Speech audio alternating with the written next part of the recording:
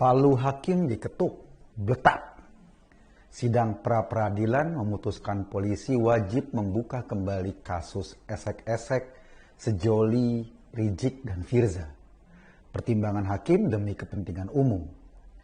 Kasus yang sempat bikin heboh sekecamatan ini memang sempat dihentikan polisi pada tahun 2018. Saya waktu itu membayangkan saat polisi menghentikan kasus ini. Di mata saya, langkah itu bukan sepenuhnya pertimbangan hukum, tapi mungkin ada pertimbangan-pertimbangan lain, misalnya pertimbangan sosial. Masa sih bangsa sebesar ini harus disibukkan hanya oleh syahwat seorang lelaki setengah baya? Mungkin ada juga pertimbangan etisnya. Udahlah, Rizik kan ngakunya ulama, imam besar, jadi kita tutupi aja aibnya. Hentikan kasus ini dan semoga dia mendapat hidayah. Saya kira ya begitulah kira-kira pertimbangan non-hukumnya ketika kasus ini dihentikan. Jadi penghentian kasus itu sebagai upaya untuk bikin hidup kita jadi lebih adem. Mestinya Rizik berterima kasih dengan upaya itu.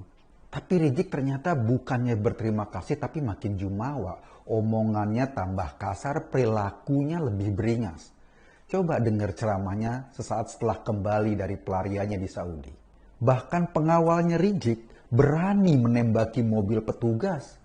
Meski akhirnya 6 orang pengawal ikut tuh mati sia-sia. Dalam sistem hukum kita, SP3 atau surat pemberhentian perkara yang dikeluarkan polisi memang bisa digugat. Seorang WNI melayangkan gugatan agar kasus chat mesum ini dibuka kembali. Dan hasilnya hari ini, Palu hakim memerintahkan demi hukum dan kepentingan umum, kasus itu harus dilanjutkan. Polisi diminta oleh pengadilan untuk menyeret tersangkanya ke meja hijau. Lalu episode seru itu kita mulai lagi. Anda semua pasti masih ingat sekitar Januari 2017, media sosial kita disesaki oleh capture sebuah layar HP yang isinya cat esek-esek. Cat esek-esek itu diduga dilakukan oleh Rizik dan Firza. Saya yakin Anda pernah membaca konten chat genit itu. Obrolan WhatsApp tersebut terjadi sekitar Agustus 2016. Isinya seru banget. Ada kata apem, kata pisang, kata tegang, terus basah-basah gitu. Pokoknya kata yang rada aneh-aneh. Ada juga permintaan dari WhatsApp cowoknya nih. Isinya begini, ayo dong foto duduk telanjang sayang. Nah begitu tuh.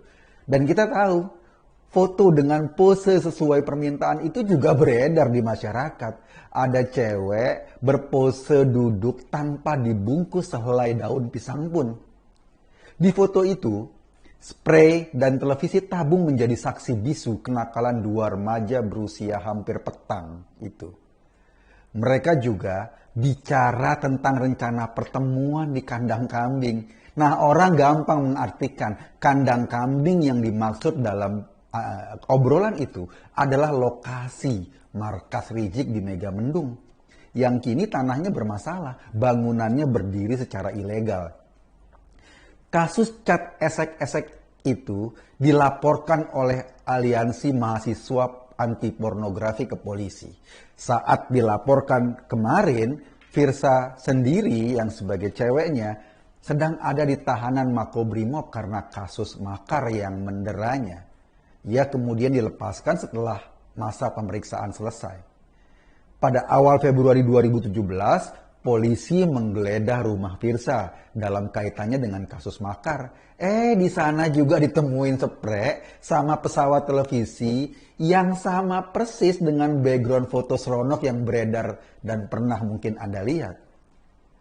Karena bukti-bukti sudah lengkap, akhirnya polisi memanggil Rizik dan Firza untuk dimintai keterangan. Setelah panggilan kedua, Firza datang sendiri, sedangkan Rizik udah buron ke Saudi. Proses penyidikan terus berlanjut sampai akhirnya kita tahu dikeluarkannya surat perintah penghentian perkara atau SP3.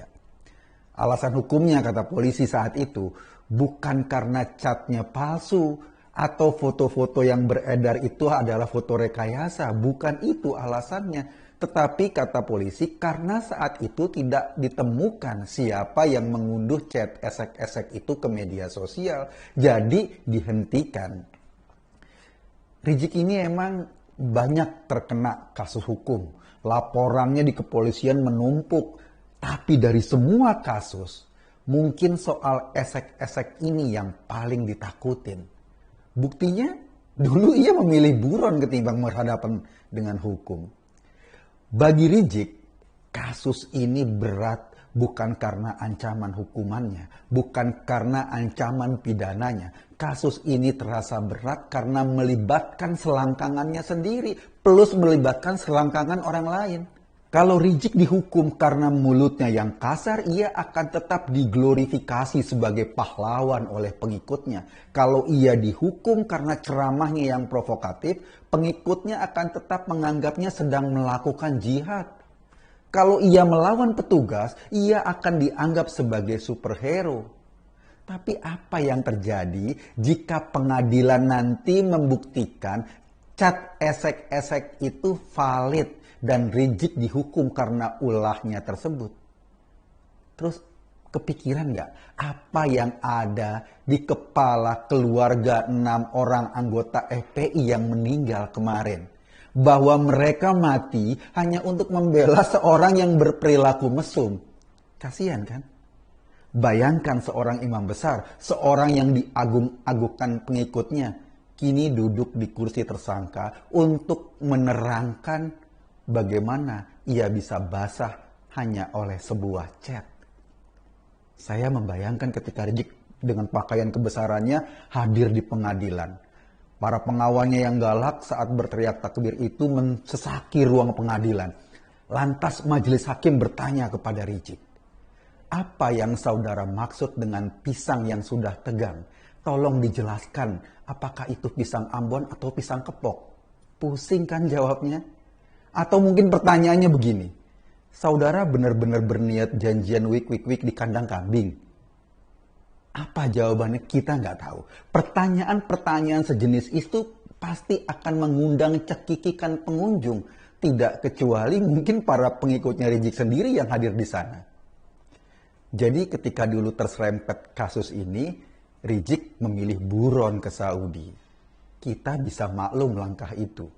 Dunianya akan runtuh seketika ketika soal-soal celana dalamnya dibeberkan di ruang sidang.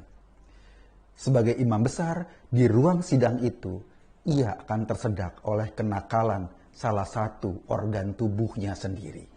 Bagi orang seperti Rizik, kasus ini sangat mengerikan, lebih mengerikan dari kasus-kasus lainnya. Saya hanya ajak Anda berpikir, kesimpulannya ya terserah Anda. Terima kasih.